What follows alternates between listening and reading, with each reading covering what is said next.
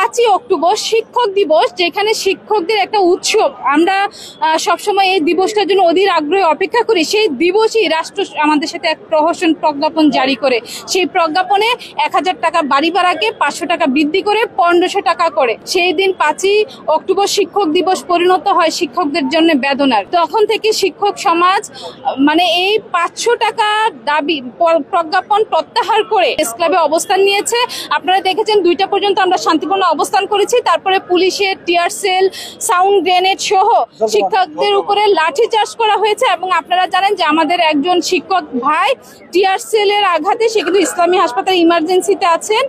আর একজনকে গ্রেফতার করার জন্য তারা যেভাবে ধরে টেনে হিসড়ে মোবাইল নিয়ে গেছে, মানি ব্যাগ নিয়ে গেছে, জামা কাপড় সব ছিঁড়ে ফেলছে।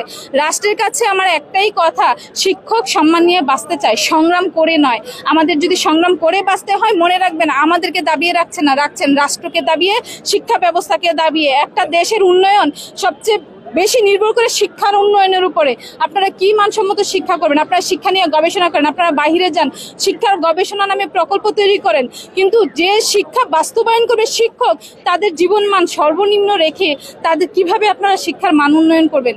কিছুতেই সম্ভব না। আমি রাষ্ট্রের কাছে বলবো আমরা ক্লাসে ফিরে যেতে চাই। আমার ব্যক্তিগতভাবে আমি বলবো, আজকে আমার 4টা-5টা ক্লাস ছিল, আমি আজকে এখানে চলে আসছি। অবশ্যই আমার শিক্ষার্থীরা ওই শিক্ষার দিক থেকে পিছিয়ে যাবে, তারা এই 5টা ক্লাস বঞ্চিত হবে।